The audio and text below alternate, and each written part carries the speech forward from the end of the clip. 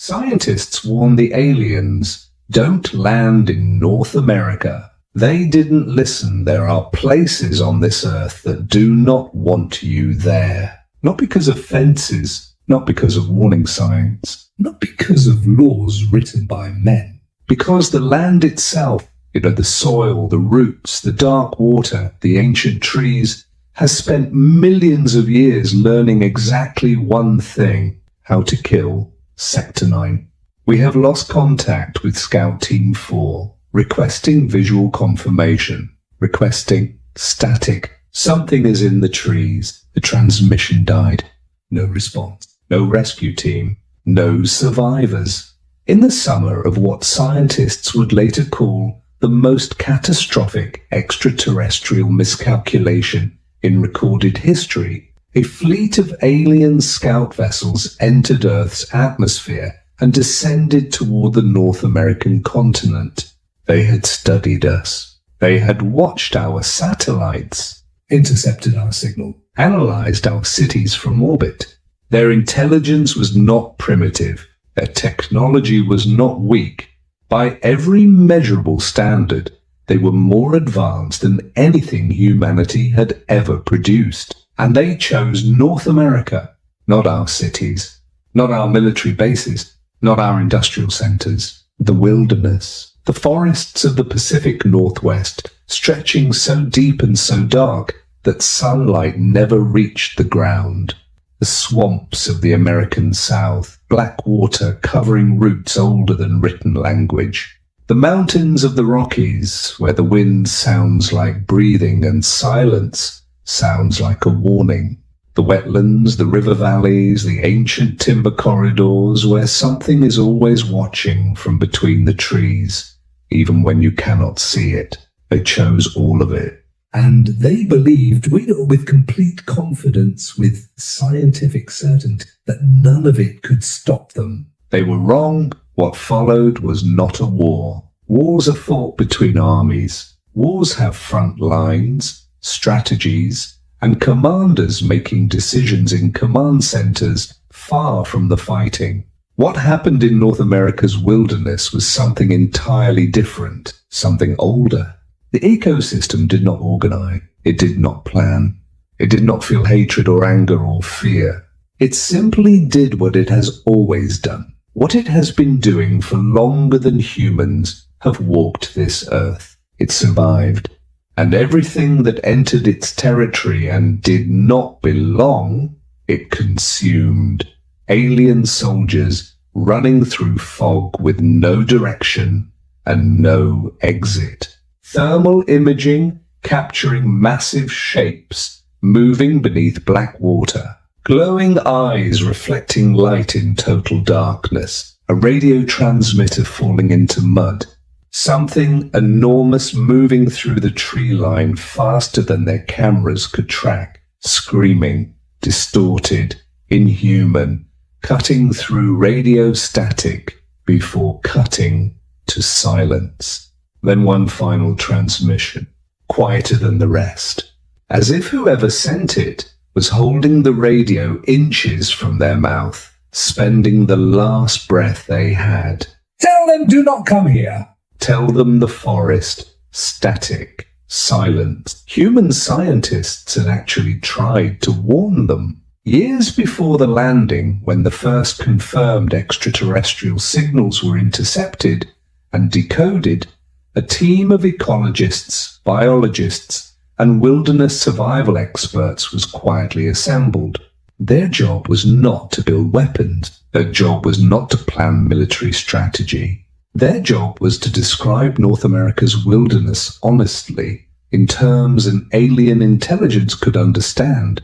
The report they produced was 47 pages long. The final paragraph read, "Any civilization advanced enough to reach Earth will likely underestimate biological wilderness systems because they will measure threat through the lens of technology and intelligence. North America's ecosystem does not fight with technology or intelligence. It fights with time, patience, and 4 billion years of evolution. We strongly recommend against any extraterrestrial contact or landing in wilderness regions of the North American continent. The risk of total expedition loss is not theoretical. It is certain. The report was filed. The warning was sent, and the aliens landed anyway. This is what the forest did to them. This is what the swamps took from them. This is the story of what happens when the most advanced visitors this planet has ever received made one single fatal mistake. They confused silence with safety, and the silence was already hunting them. Scientists warned the alien, "Don't land in North America." They didn't listen. The ships came down at dawn. Not all at once. Not in formation. They descended slowly, deliberately, the way a predator lowers itself before a strike. Careful, calculated, completely certain of what it was about to do. There were 11 vessels in total, each one carrying a scout team of 12. Each team equipped with technology that could detect a human heartbeat through 3 feet of concrete. Scanners that could map underground water systems in seconds. Weapons that could level a forest in minutes. They had every advantage. Every single one except the one that actually mattered. The first ship landed in the Pacific Northwest. The ramp descended, and the scouts stepped out into a cathedral of trees, so tall their tops disappeared into low cloud. Douglas firs, older than most human civilizations, stood in every direction, their bark dark and wet from overnight rain. The ground was covered in thick moss that absorbed every footstep.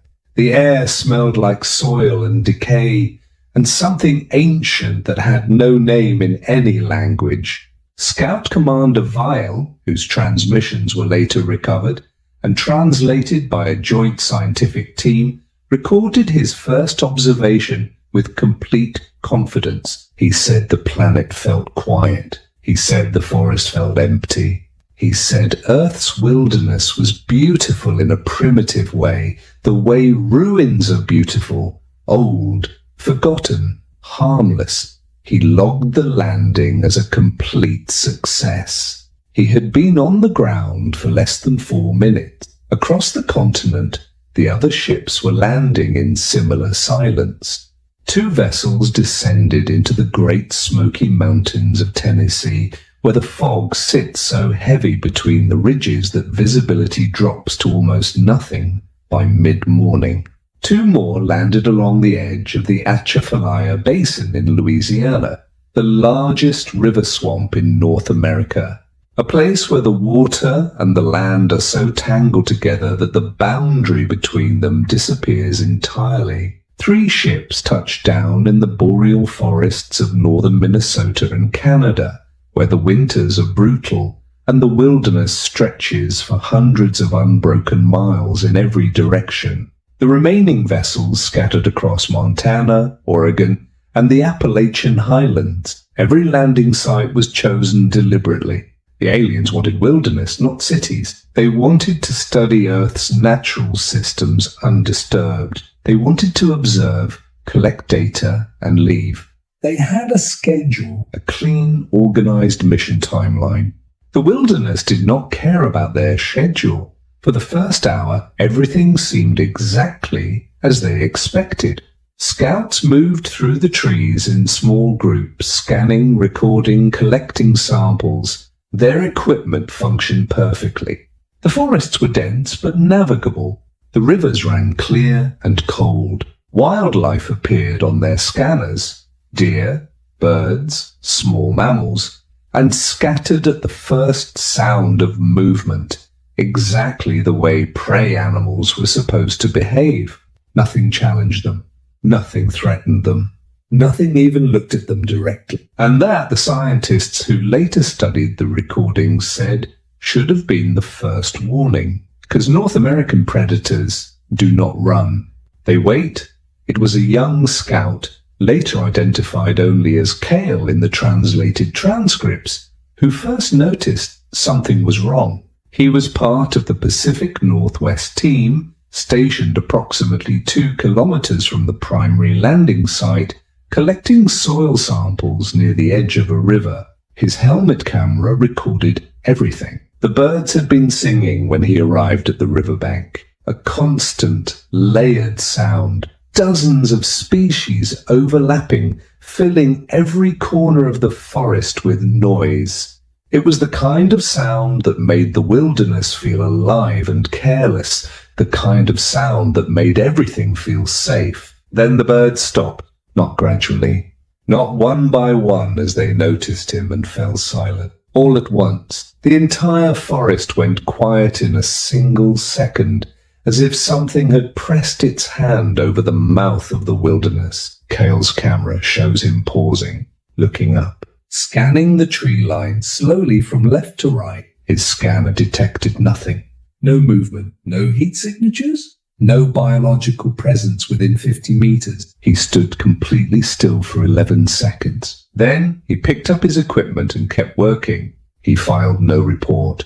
He flagged no concern. He logged it as normal environmental variance. The scientists who reviewed the footage later said that those 11 seconds of silence were the moment the forest made its first decision about the invaders. It had already seen enough. By the third hour, the alien commanders were genuinely pleased with the mission's progress. Teams were moving efficiently. Data was being collected ahead of schedule. No injuries, no equipment failures, no complications of any kind. Commander Vial transmitted a status report back to the fleet describing North America's wilderness as, quote, a complex but entirely manageable biological environment with no apex-level threat to expedition personnel. He recommended extending the mission window. He recommended sending additional teams into deeper wilderness. So he described Earth as exactly what they had always believed it to be. A primitive world. A harmless one. Deep inside the Pacific Northwest forest, something was moving between the trees, parallel to the path of Scout Team 4. It had been moving since the moment they landed.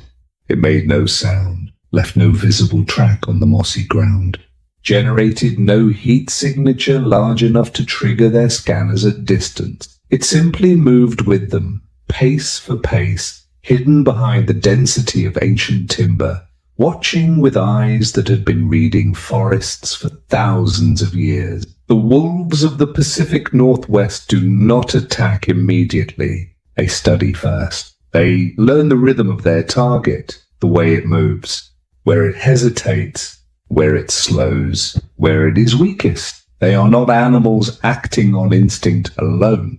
They are hunters executing a strategy, and they had been executing that strategy long before the alien ships ever broke through the clouds. Scout Team 4 had no idea they were already being followed. They were laughing at something, joking between themselves. Their audio logs recorded them making casual observations about the forest, about Earth, about how easy the mission had become. The last joke one of them made was about how peaceful the forest felt. The trees absorbed the sound of their laughter, and the wolves kept moving. Night was 3 hours away, and the forest was already preparing for it. Nobody recorded the exact moment the first scout disappeared. That was the thing that disturbed the scientists most when they reviewed the footage later. There was no dramatic moment, no clear point where everything changed.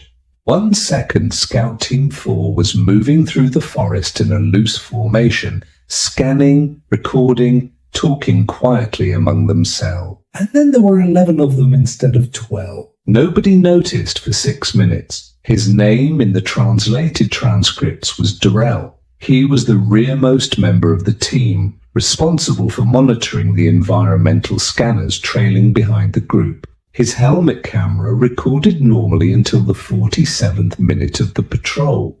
Then the footage simply ends. No struggle, no sound, no final transmission, just forest. Then nothing. When the team leader finally called a count and realized Durrell was missing, He transmitted an immediate alert back to base. Commander Vile responded within seconds, instructing the team to hold position and activate full perimeter scanning. The scanners found nothing. No heat signature, no movement, no biological presence larger than a small mammal within 100 meters in any direction. Durrell was simply gone. As if the forest had reached out quietly, closed its hand around him, and pulled him into itself without disturbing a single leaf. The mountain lion had been watching Scout Team 4 since the second hour of their patrol. She was a 7-year-old female, 130 pounds, in the peak of her hunting condition. She had a territory of approximately 200 square miles in the Pacific Northwest Highlands, and she had spent every year of her life learning every trail, every ridge, every blind corner, and every shadow within it. She did not understand what the alien scouts were. She did not need to. They moved through her territory. They were slower than deer. They were louder than elk. They clustered together in ways that created blind spots at the back of the group, and the one at the rear, the one watching the equipment instead of the trees, had been falling behind the others by 2 or 3 steps every few minutes. She had waited until the gap was just large enough. The attack lasted less than 3 seconds. The scouts heard nothing. Their equipment detected nothing. The forest simply absorbed one of their team members the way it had been absorbing prey for 10,000 years, silently and completely, and then returned to perfect stillness. By the time they found the helmet camera half buried under a fallen log, 40 meters off the trail, there was nothing left to follow.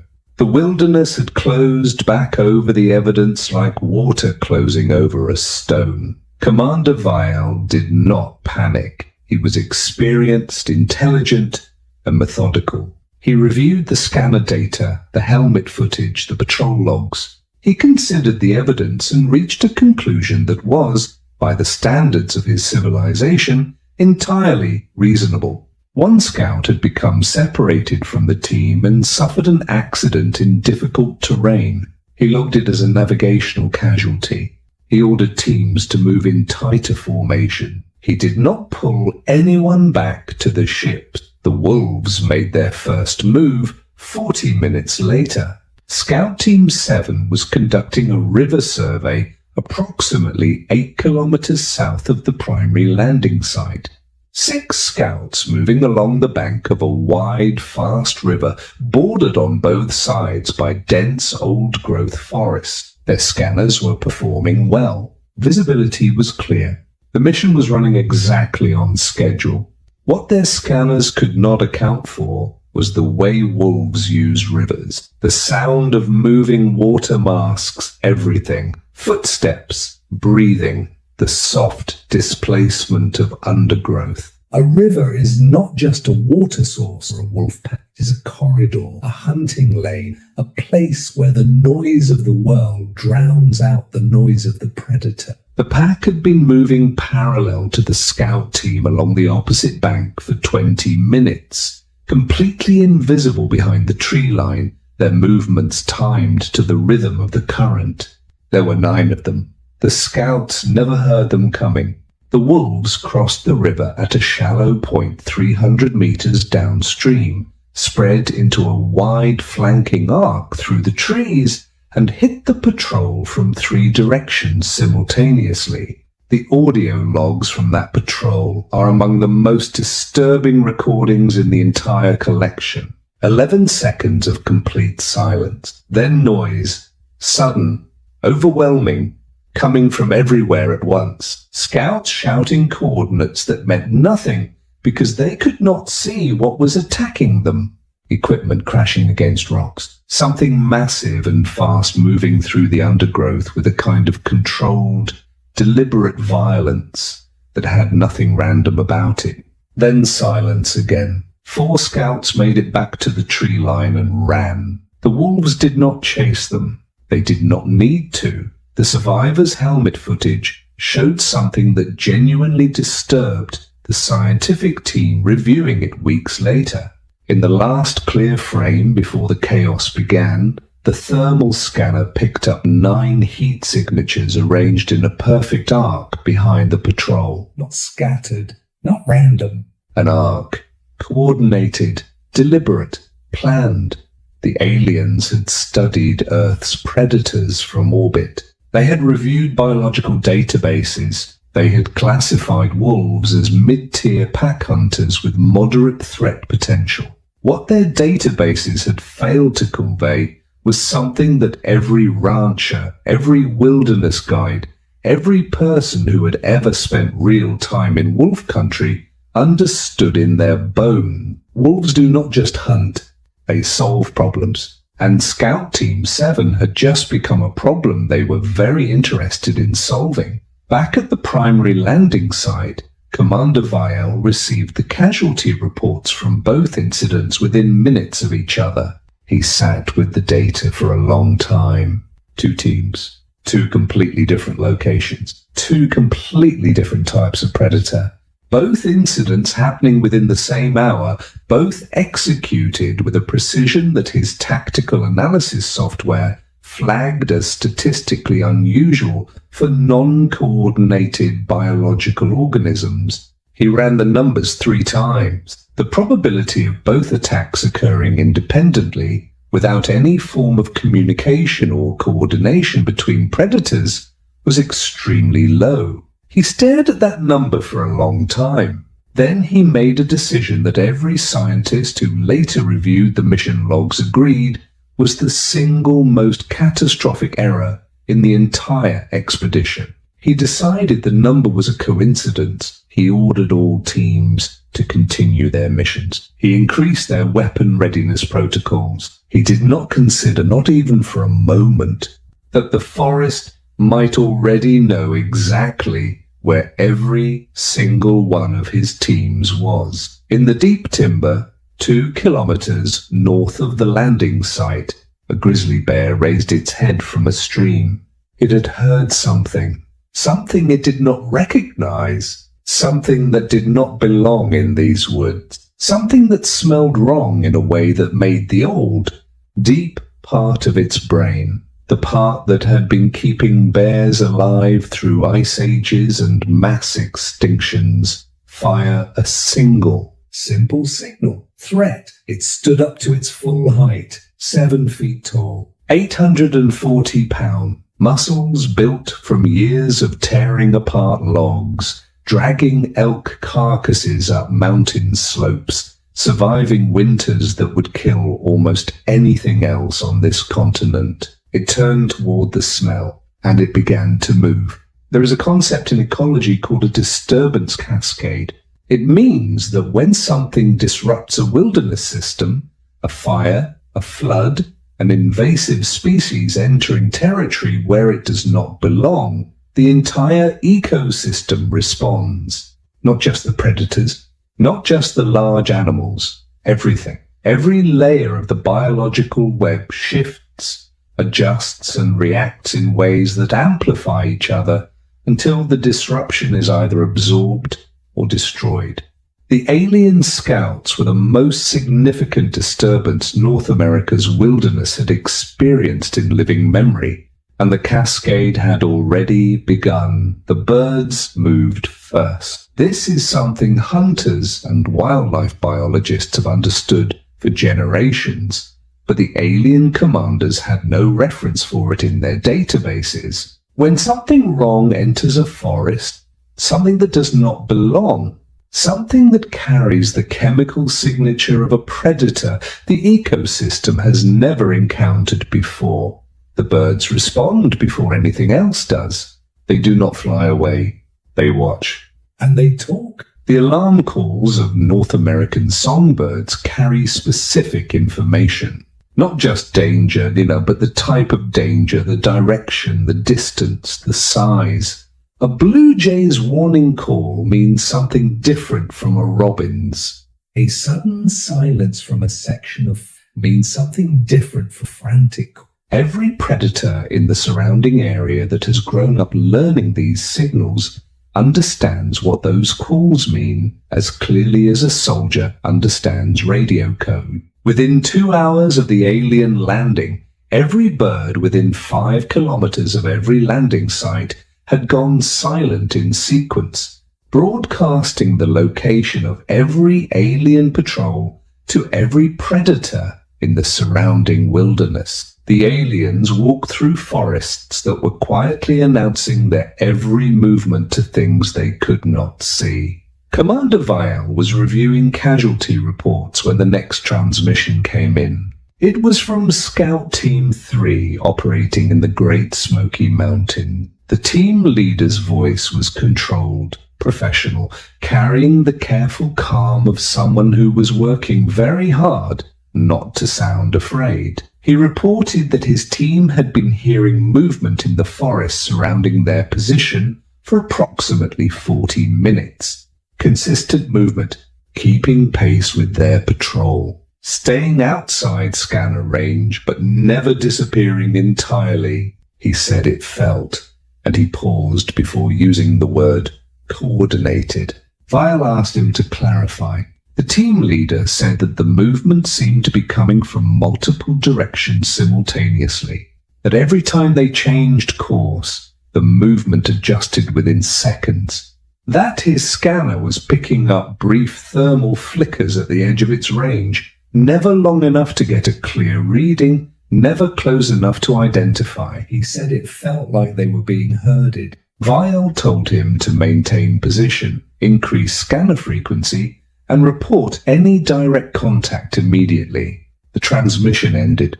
Scout Team 3 was never heard from again. What happened to them was pieced together later from partial helmet footage, damaged scanner logs, and physical evidence recovered from the site weeks afterward.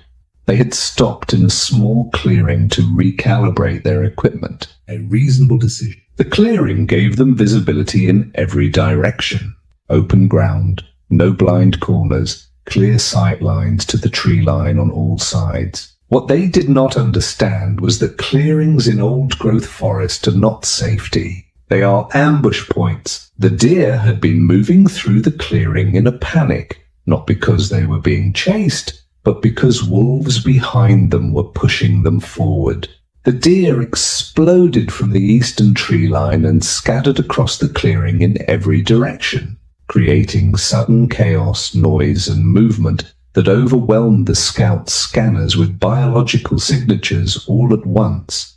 In the 3 seconds that the scanners were sorting through the flood of data from the panicking deer, the wolves came from the west. The bears came from the north. The forest had not coordinated this. There was no meeting, no signal, no conscious plan shared between species. What happened was something more ancient and more terrifying than planning. It was the accumulated behavior of an ecosystem where predators and prey and every creature in between had been living together, learning each other, and reading each other's signals for thousands of years. The deer ran because the wolves pushed them. The wolves moved because the birds had been broadcasting the scout's position for hours. The bears followed because the smell of disturbance and the sound of prey animals in panic had been pulling them in that direction since before dawn. None of them knew about it. All of them arrived at the same place at the same time, and Scout Team 3 was standing in the middle of it. The insects came next. This is the part of the story that the scientific reviewers found most disturbing, not because it was the most violent, but because it revealed how deep the cascade truly went. 3 scouts from different teams who were injured in early attacks and separated from their groups were found later, or rather, the remnants of their equipment was found later, in locations that suggested they had survived their initial injuries and attempted to move through the wilderness alone. The wilderness did not let them move far. North America's biting insect, mosquitoes, black flies, deer flies, horse flies, are not predators in any traditional sense. They do not hunt. They do not coordinate. They simply respond to carbon dioxide, body heat, and the chemical signals released by open wound. Injured scouts moving through the wilderness were broadcasting every one of those signals simultaneously.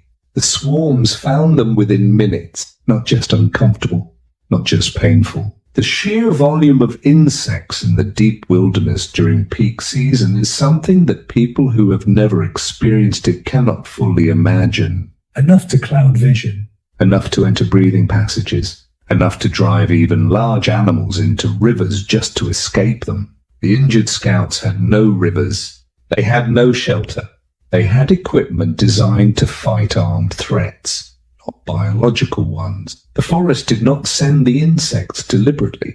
It did not need to. By the 6th hour of the mission, Commander Vile had lost contact with 4 complete scout team. 48 personnel gone, not injured, not retreating, not regrouping at secondary positions. Simply gone, absorbed into the wilderness the way sound is absorbed by old-growth timber, completely and without trace. He called an emergency command meeting aboard the primary vessel. His senior officers assembled around a tactical display showing the positions of all remaining teams. Red markers indicated last known locations of missing scouts. There were far too many red markers. One of his officers suggested immediate full withdrawal to the ships. Vile refused.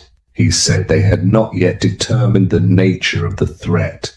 He said withdrawing without data was tactically unacceptable. He said they needed to understand what they were dealing with before making any evacuation decisions. What none of them said, but what every officer in that room was thinking, was the thing that made the situation truly terrifying. They did not understand what we're dealing, not even slightly. Their weapons worked perfectly.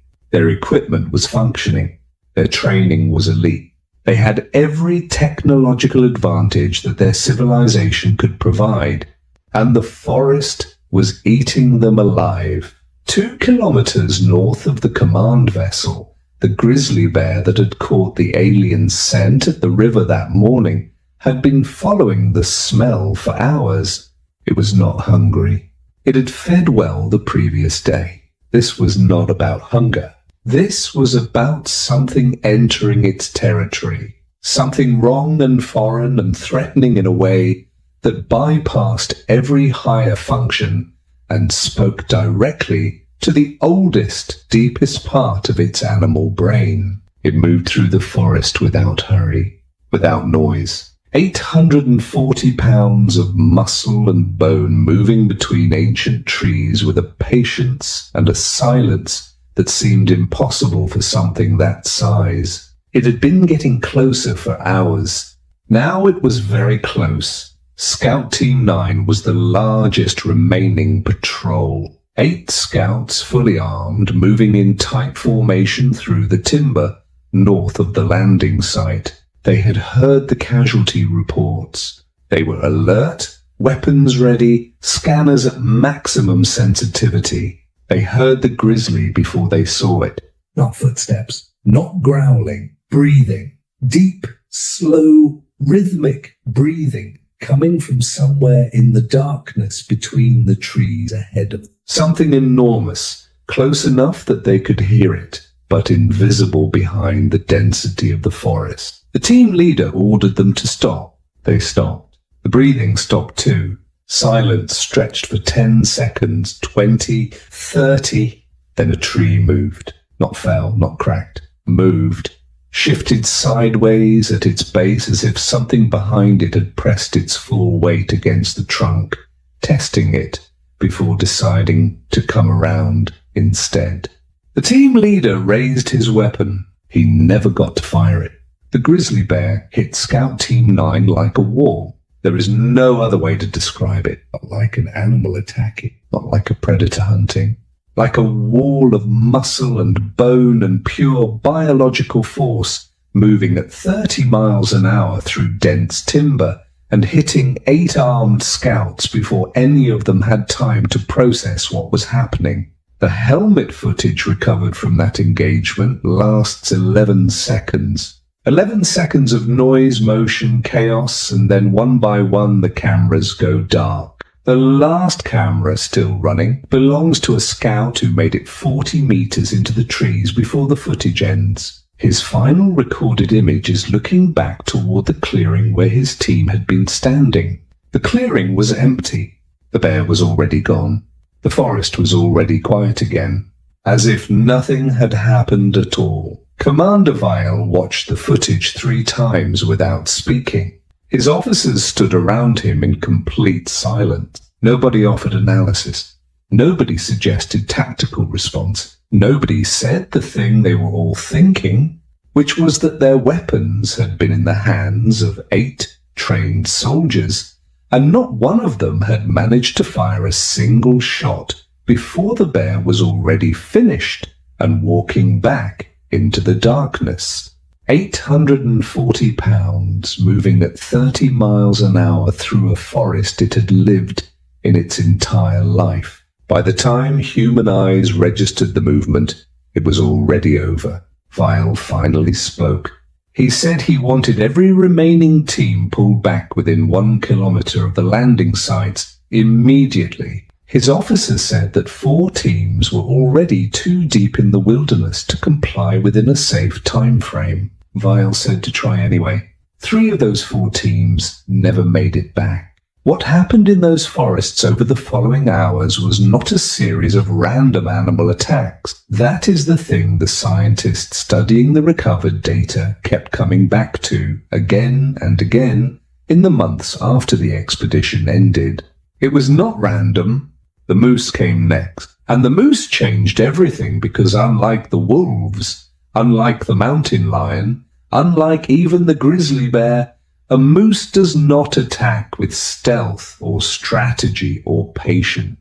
A moose attacks with pure, overwhelming, unstoppable physical force, and it does not stop. Scout Team 2 was retreating toward Landing Site 3 in the Smoky Mountains when the bull moose found them. He was enormous even by the standards of his species, nearly 7 feet tall at the shoulder, antlers spanning 6 feet across. Over 1,000 pounds of animal that had spent years fighting other bulls, surviving mountain winters, and moving through forest terrain that would exhaust a human athlete within an hour.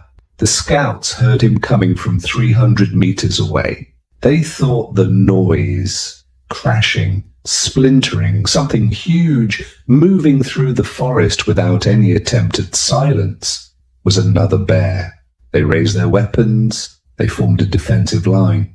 They were prepared, alert, experienced soldiers with technology that should have given them every advantage. What their training had not prepared them for was an animal with absolutely no concept of self-preservation in a threat response. A bear, if met with sufficient resistance, will often disengage. Wolves redirect when prey fights back effectively. Even large predators perform a constant, unconscious cost-benefit calculation about whether a hunt is worth the risk of injury. A bull moose in a territorial rage performs no such calculation. He does not weigh the odds. He does not assess the threat. He simply comes. The scouts fired. Their weapons were effective.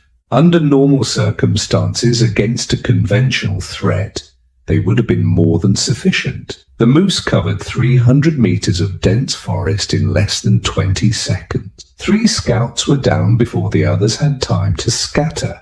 2 more were caught as they ran, the bull turning with shocking speed and agility for something his size, crashing through undergrowth with absolute single-minded fury until there was nothing left to charge. He stood in the broken forest afterward, breathing hard, steam rising from his body in the cold mountain air. Then he walked back into the trees.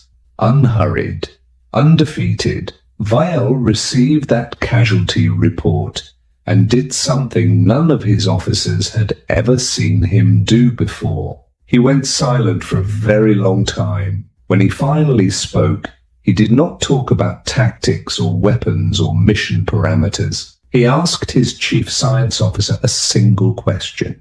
He asked whether it was possible that Earth's ecosystem was responding to them as a coordinated threat.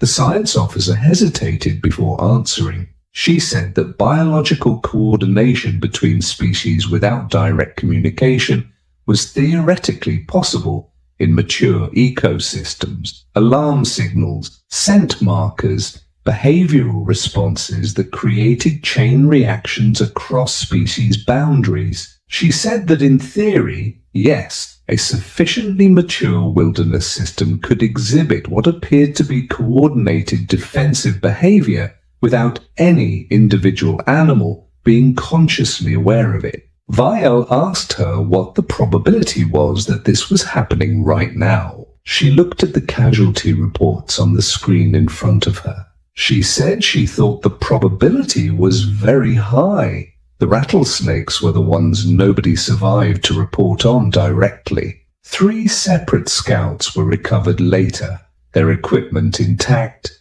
their weapons unfired, their positions suggesting they had simply stopped walking and sat down in the forest. The forensic analysis was unambiguous. Eastern diamondback rattlesnakes, multiple strikes each. Venom so fast-acting in the alien physiology that there had been no time for any response at all. They had not heard the warning rattle, or perhaps they had heard it and not understood what it meant. Or perhaps they had simply stepped too close in the dense undergrowth before the snake had time to warn them.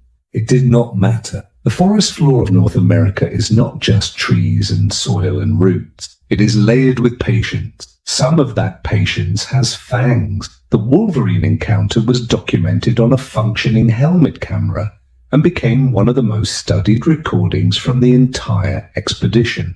A single scout separated from his team, moving through a boreal forest in northern Minnesota, armed, trained, alert, moving carefully through heavy snow toward the rendezvous point 7 kilometers north.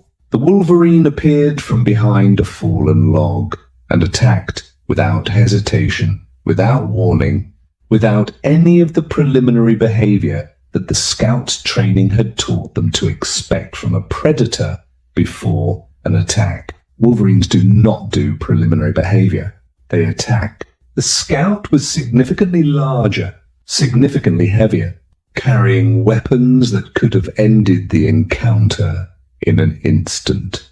None of it mattered because the Wolverine was already inside his defensive range before he registered it as a threat, moving with a ferocity so concentrated and so relentless that the scout's entire response became about survival rather than counterattack. The footage shows him backing against a tree, then falling, then the camera spinning toward the sky before going dark. The Wolverine weighed 42 pounds. In the deeper forests, something else was happening that none of the scouts fully understood until it was far too late. The injured aliens were being tracked, not just by predators responding to immediate opportunity, over distance, over hours, with a patience that implied something beyond simple hunger or territorial instinct. Wolfpacks in North America have ranges of hundreds of miles. They rid terrain, scent trails, blood, disturbed vegetation, and broken ground with a precision that human tracking experts spend years trying to approximate. An injured animal moving through wolf territory does not escape by running. Running only helps the wolves confirm the direction. And there were injured scouts scattered across hundreds of miles of wilderness. Every one of them was leaving every trail was being followed. Psell made the decision to call for emergency extraction just before nightfall. He transmitted the order to all remaining teams simultaneously. Abandon all equipment, abandon all mission objectives, moved to the nearest landing site immediately using the fastest available route. Across the wilderness, the surviving scouts began to run, and the forest, which had been patient, all day, which had been watching and waiting and learning the rhythm of the invaders, shifted, because the forest knows exactly what a panicking animal looks like when it finally breaks and runs, and it knows exactly what to do next. Night was falling over North America. The temperature dropped. The predators that preferred darkness began to move, and deep in the Louisiana wetlands, in the black water swamps of the Atchafalaya Basin, something ancient and enormous and deeply patient had been waiting beneath the surface since the alien scouts first disturbed the water at the edge of its territory that morning. It had all the time in the world. It was very, very hungry, and the aliens were coming to it. There is a place in southern Louisiana that does not appear on tourist maps. Not because it is classified, not because it is dangerous in any way that a sign or a fence could communicate, but because the people who have lived near it for generations understand something about it that cannot be fully expressed in language. The Atchafalaya Basin is not just a swamp.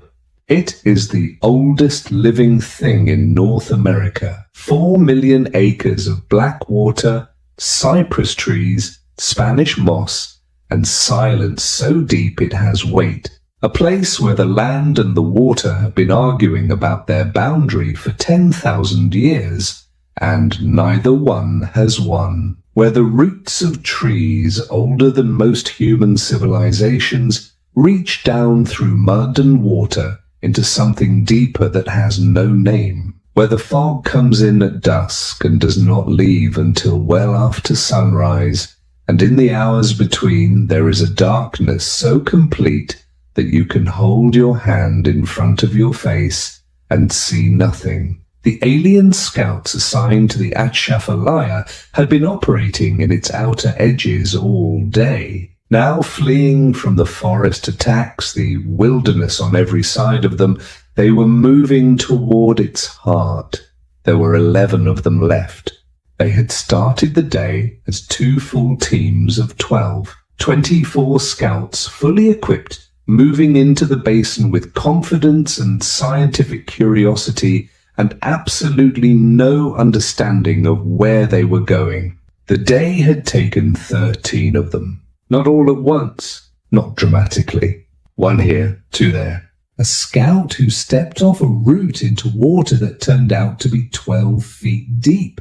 A team member who fell behind on a narrow path between cypress knees and simply was not there when the others looked back. Cottonmouth strikes in the undergrowth. A massive alligator that came out of the water so fast at a river crossing that the scouts ahead never heard the one behind them hit the surface. The swamp does not announce itself. It simply takes. The 11 survivors moved in a tight cluster through knee-deep black water, holding their equipment above their heads, trying to find ground solid enough to stand on. Their thermal scanners were struggling in the swamp environment. The water temperature was close enough to body temperature in places that the readings were unreliable. Heat signatures bloomed and disappeared randomly across the scanner screens, making it impossible to distinguish a threat from a warm patch of shallow water above a dark mud flat. They were effectively blind. Their team leader, a scout named Orvin, whose transmissions were later recovered nearly intact, kept his voice level and calm in his communications. He reported their position.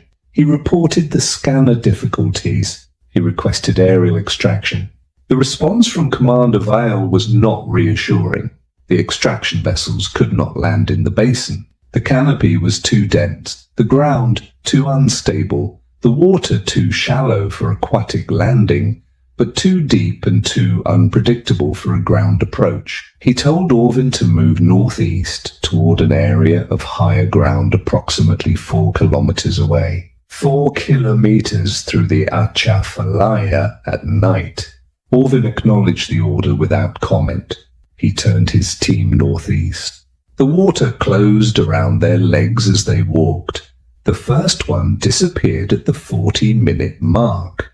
No sound, no struggle, no warning of any kind. One moment a scout named Darius was walking directly behind Orvin, close enough to touch. The next moment Orvin turned to check on his team and Darius was not there. The water where he had been standing was still, perfectly, completely still. Orvin called his name twice. The swamp absorbed the sound without returning an echo. He swept his scanner across the water in every direction. Nothing.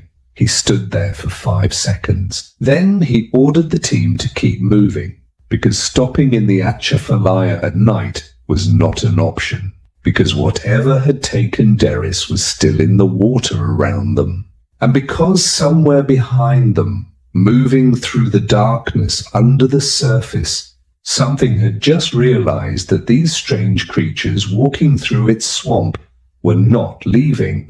The American alligator is one of the oldest predators on this planet, not in the casual way that people describe wolves or bears as ancient. In the literal geological sense, the alligator lineage has existed largely unchanged for 37 million years. It survived the extinction event that killed the dinosaurs. It has watched ice ages come and go. It has outlasted species that would fill a library to catalogue. It has been perfecting the same hunting strategy for longer than most of Earth's current species have existed. Wait, watch, do not move, do not disturb the surface. Control your breathing until your body uses so little oxygen that you can remain underwater for hours without surfacing. Let the prey come to you. Let it believe the water is safe. Let it step into range, then move faster than anything that size should be able to move. The largest alligator in the Atchafalaya Basin was 14 feet long and weighed over 800 pounds, older than any alligator that wildlife biologists had formally documented in the region. Ancient even by alligator standards, carrying decades of territorial knowledge about every inch of water in his range. He had felt the vibration of the alien scouts entering his territory hours ago. He had not moved since. He had simply adjusted his position in the water so that his eyes were at the surface, pointed in their direction, and waited with a patience that made the wolves look impulsive. Orvin's team had covered 2 kilometers when the scanner picked up the first reading. Not a clear signature, not something identifiable, just a presence, large, slow-moving, tracking parallel to them in the deeper water, 30 meters to their left, moving with them, adjusting when they adjusted, staying exactly 30 meters away. Orvin reported it to Vial immediately. Vial asked for a size estimate. Orvin said the scanner was having difficulty reading in the water environment, but the signature was large. He said very large. He said he could not determine a precise measurement, but that the thermal mass was significant. Vial told him to increase pace toward higher ground. The reading kept pace with them without effort. The second scout disappeared 20 minutes later. This time, 2 members of the team were close enough to see it happen, and their descriptions recorded in their audio logs are among the most disturbing testimonies in the entire recovered archive. They described a movement in the water to their right. Not a splat, not an eruption. A movement, a smooth, deliberate displacement of black water as something beneath the surface turned toward them. A sound that one of the scouts described as a single, heavy heartbeat transmitted through the water itself. Then the surface broke. Just for a moment, just enough to register shape, something long and dark and unbelievably fast, before the water closed again, and the scout who had been standing 2 meters to their right was gone. No scream, no time for one. The water went still again. The 2 witnesses stood frozen for 3 full seconds. Then everyone ran. Running in knee-deep swamp water at night is not running. It is falling forward in slow motion through a medium that grabs every step, pulls every foot back, turns every stride into an exhausting battle against resistance that never relents. The cypress knees, the gnarled root structures that rise from the water around the base of cypress trees, catch feet, twist ankles, and appear without warning in the darkness. The scouts fell, scrambled back up, fell again. Behind them the water moved, not frantically, not urgently, with the calm, patient efficiency of something that understood perfectly that there was nowhere for them to go. Orvin made a decision. He pulled a thermal charge from his equipment pack, a concentrated incendiary device designed to clear obstacles and create emergency illumination, and threw it behind them into the swamp. The explosion lit the Atchafalaya for 300 meters in every direction. In that flash of brilliant white light, the scouts saw the swamp for the first time as it truly was.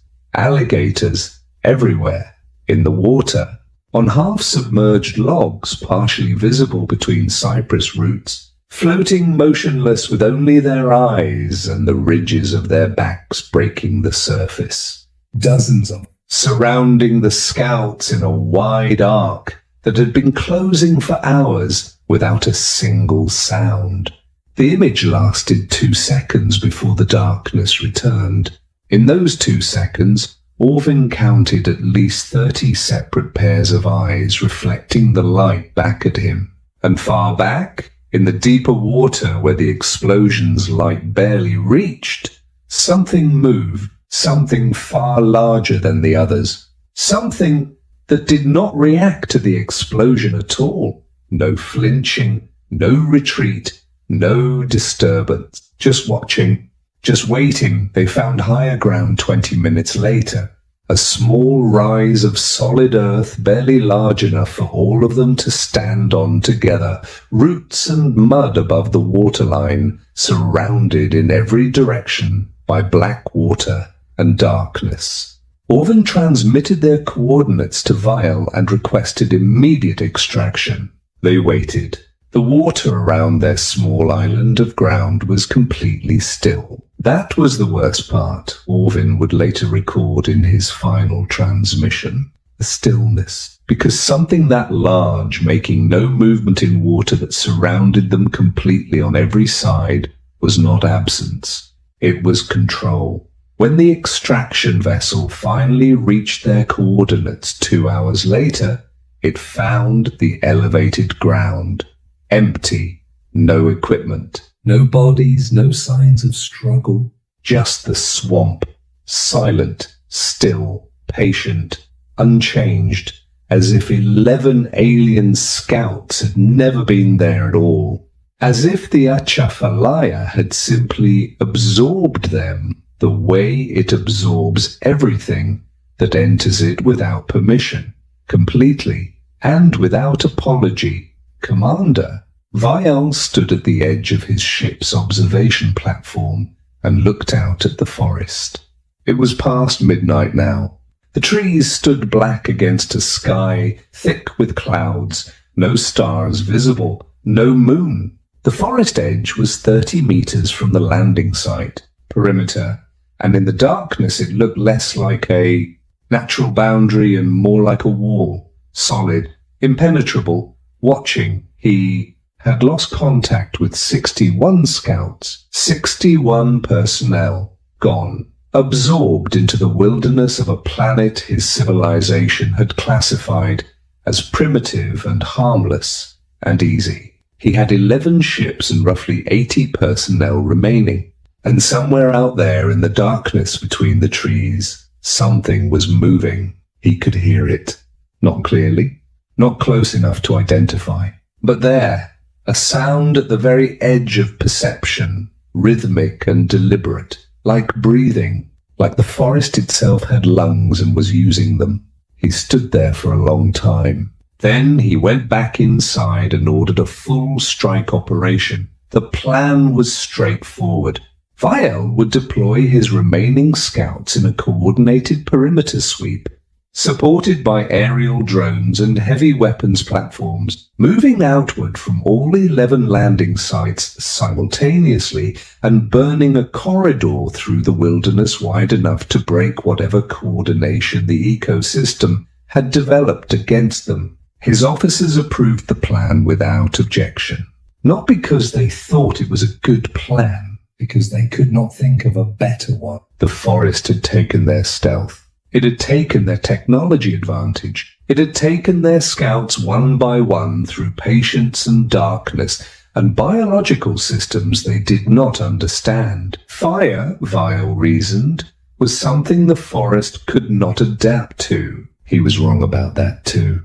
The sweep began at 2 in the morning. For the first 20 minutes it worked. The drones pushed outward through the trees, burning corridors through the undergrowth. Thermal scanners sweeping for biological signatures. The aerial platforms held position above the canopy, ready to strike anything that moved below. The scouts advanced in tight, disciplined formations, weapons ready, moving with the kind of controlled professional efficiency that their training had built over years. The forest went quiet ahead of them. The animals retreated before the fire. Vile watched the progress from the command vessel and allowed himself, for the first time since the casualty reports started coming in, something approaching cautious relief. Then the storm arrived. It came from the northwest, the kind of storm that North America builds over the Great Plains and drives eastward like a weapon. Massive, fast-moving, electric, carrying the kind of wind that tears branches from old trees and turns forest debris into projectiles. Lightning so constant that the sky never fully went dark. Rain so heavy it was less like rainfall and more like the air itself turning to water. The drones went down first, not all at once. One by one, their systems overwhelmed by the electromagnetic interference from the lightning, by the water-penetrating equipment not designed for this kind of weather, by the wind driving them sideways into tree canopy before their guidance systems could compensate. The fires went out, not slowly, not partially. The rain arrived and the fires simply ceased to exist, as if the wilderness had waited precisely long enough for Vile's forces to commit to the operation before removing its single advantage. The scouts were now deep in the forest in total darkness, in a violent storm with no aerial support and no fire and no visibility beyond the range of their helmet lights. And the forest came back. It came back all at once. That was the thing that the surviving scouts described later in their testimonies, the thing that separated this from everything that had happened during the day. During the day, the attacks had been sequential, patient, one predator, then another, each one taking its turn as if the wilderness was working through a list. The night attack was not sequential. It was simultaneous. From every direction at once, the forest simply erupted. Wolves hit the eastern formations with the same flanking arc strategy they had used against Scout Team 7, but faster now, more aggressive, pressing the attack with an intensity that suggested something had changed in their behavior since the morning. They were no longer studying. They were no longer patient.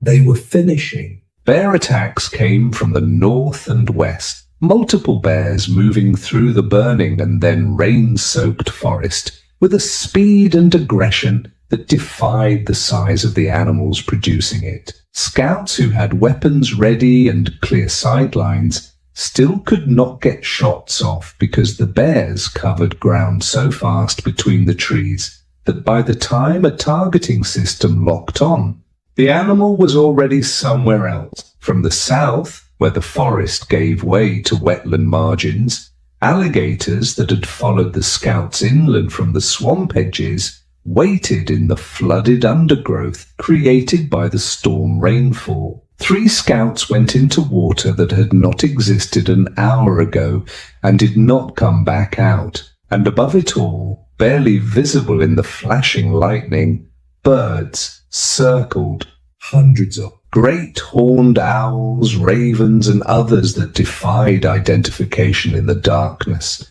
moving in slow circles above the chaos as if bearing witness, as if marking the location for everything below them that still needed direction. Vale received the distress transmissions in a cascade. They came in faster than he could process them. Voices he recognized, voices trained to stay calm under extreme pressure, breaking, not into panic exactly, into something worse than panic, into disbelief. Scouts who had survived wars on other worlds, who had trained for decades, who had faced threats that by any rational measure should have been more dangerous than Earth's wilderness. These soldiers were transmitting with the stunned, fractured quality of people encountering something their minds could not fully accept. One transmission that was later transcribed and studied extensively came from a scout named Reth, separated from his team in the Montana forest. He said the following. He said he had been running for 20 minutes and the wolves were still with him, that no matter which direction he turned, they were already there, that they were not chasing him, they were guiding him, moving him, pushing him in a specific direction through the forest with the same patient, systematic precision that he had seen herding animals use on prey. He said he had just realized where they were pushing him toward. He said there was a river. He said it was very dark and moving very fast from the storm rainfall, and he could hear something in the water. Then his transmission ended. The anaconda had not been part of anyone's calculation. The green anaconda is not a North American native, but in the flooded wetland margins of the Gulf Coast states, populations had established themselves over decades in the warm southern waterways, moving northward as temperatures shifted, occupying territories in the slow river systems and flooded forests of the deep south with the quiet efficiency of a species that has no natural predators and an almost unlimited appetite. The scouts moving through the flooded southern forests encountered them in the storm's swollen water with no warning and no understanding of what they were dealing with. An anaconda does not strike like a rattlesnake, does not charge like a bear, does not pursue like a wolf. It raps. And once it begins rapping, the pressure it generates is sufficient to prevent the chest from expanding enough to draw breath.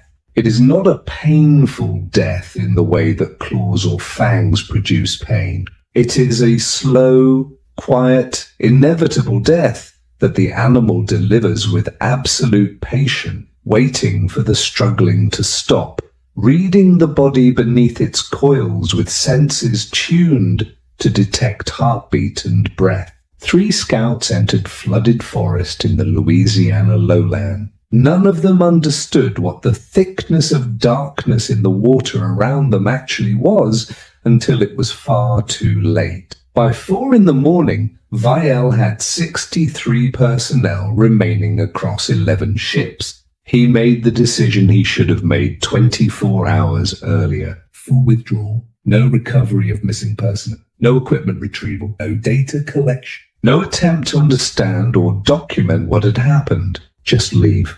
He transmitted the evacuation order to every remaining team simultaneously and ordered all vessels to begin immediate launch preparation. Across the wilderness of North America, the surviving scouts began their final runs toward the ships. The forest ran with them. It is difficult to describe what the final evacuation recordings look like without resorting to language that sounds exaggerated or cinematic. But the scientists who reviewed that footage used the same word independently without consulting each other. They called it a pursuit. Not individual predators responding to fleeing prey. Not random encounters in the darkness. A pursuit, coordinated, sustained, and continent-wide, as if the wilderness understood what evacuation meant and had decided that the window for allowing it was closing. Wolves drove scouts toward rivers. Bears blocked retreat paths that led back to safety and left open only routes that went deeper into darkness. Birds called above the canopy, tracking every movement, every direction change, broadcasting continuously to everything below that could hear. The scouts who made it back to the ships described running through a forest that seemed to be physically closing around them. Trees that had been passable hours before now blocked with fallen timber. Paths that their maps showed as clear now ending in dense undergrowth or sudden water. The wilderness rearranging itself around them, though of course it was not doing that. It was the storm, the darkness, the disorientation of exhausted soldiers moving through terrain they had never truly understood. Or at least that was the rational explanation. Some of the surviving scouts were never entirely convinced by the rational explanation. The last transmission from North American soil came from a scout who had made it to within 200 meters of his landing ship. He could see the ship. He could see the ramp. He could see the lights. He was not going to make it, and he knew it. He transmitted for 11 seconds. He said he needed whoever received this message to understand something. He said it was not the animals, not individual, not even together. He said it was the place itself. He said the wilderness was not a collection of dangerous creatures living in a dangerous environment. He said it was one thing, ancient, aware in a way that had nothing to do with thought or intelligence or consciousness, as his civilization understood those concepts. Aware the way a body is aware of an infection. Aware the way an immune system is aware of something foreign that does not belong. He said Earth's wilderness did not hate them. It simply recognized them as something that did not belong inside it. And it was removing them. His final words before the transmission ended were not dramatic, not a speech, not a warning. Just 4 words, quiet and certain and completely without doubt. He said, "This planet is alive." And static, then silent. The ships left before dawn. No formation. No coordinated departure.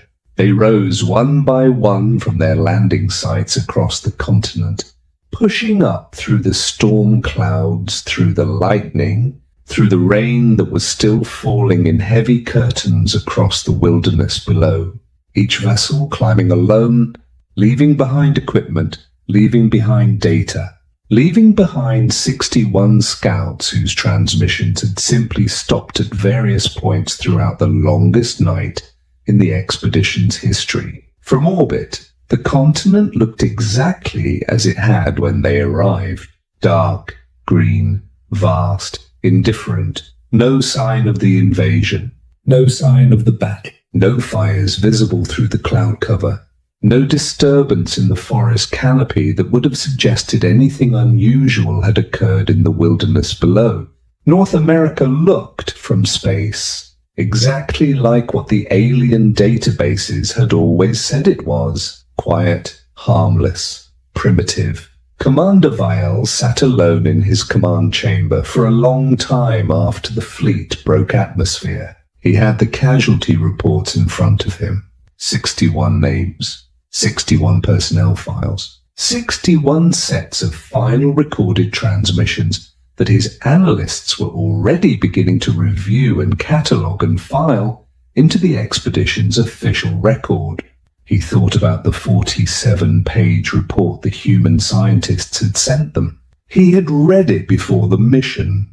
He had reviewed it carefully. He had considered its warnings seriously, had discussed them with his officers, had factored them into the mission planning. He had simply not believed them. Not because the report was unclear, not because the evidence was insufficient, not because the human scientists had failed to make their case compellingly, because his civilization had encountered dozens of worlds with dangerous wildlife, had catalogued thousands of apex predators across multiple star systems, had developed protocols and equipment and training, specifically designed to manage biological threats in wilderness environments, because he had looked at the data on Earth's predators, their size, their speed, their individual capabilities, and measured them against his technology and his training, and had concluded that the mathematics favored his expedition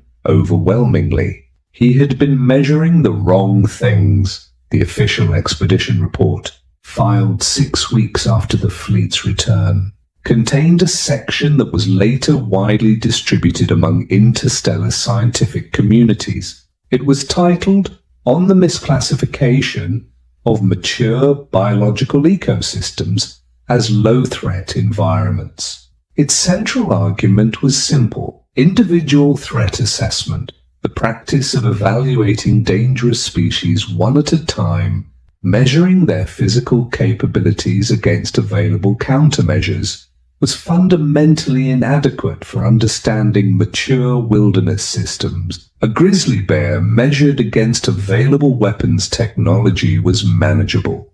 A wolf pack measured against available weapons technology was manageable. A moose, a mountain lion, a rattlesnake, an alligator, a wolverine, an anaconda, each one measured individually against available technology, was manageable. But a mature ecosystem was not a collection of individual threats. It was a system, 4 billion years old, built entirely around one single, non-negotiable principle. Not intelligence, not strategy, not conscious coordinate, survival, and anything that entered it and did not belong, anything that disturbed it, threatened it, or simply moved through it in ways that triggered the ancient, layered, interconnected responses that millions of years of evolution had built into every creature. Every plant, every organism within it would be identified and removed with the same patient. Absolute efficiency that the system had been applying to foreign elements since long before the first human ever walked on the planet. The report concluded with a formal recommendation. It said, under no circumstances should any expedition make contact with or attempt to enter the wilderness regions of Earth's North American continent. This recommendation is not based on the threat level of any individual species. It is based on the threat level of the ecosystem as a unified biological entity. Classification has been revised from low-threat primitive world to maximum threat mature biological system. No further expeditions are authorized. On Earth, nobody knew any of this had happened.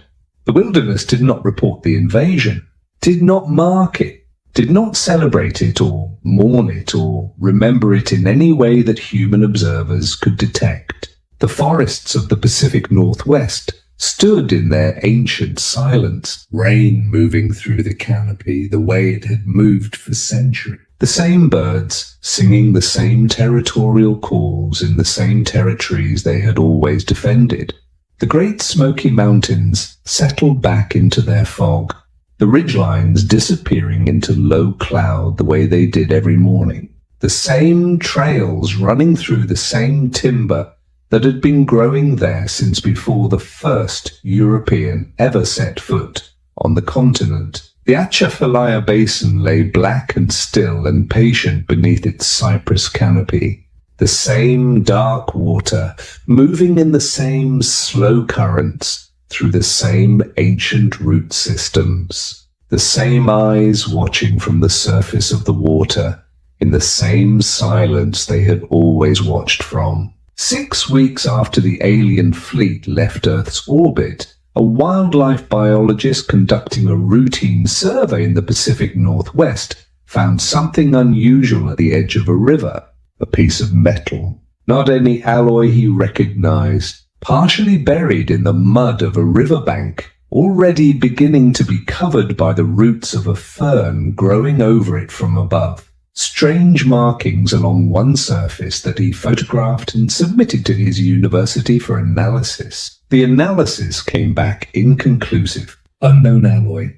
Unknown manufacturing process, unknown origin. The report was filed and forgotten in a database somewhere. The fern kept growing in the Montana highland, where the forest was thick and the winters were brutal, and the wilderness stretched for hundreds of unbroken miles in every direction.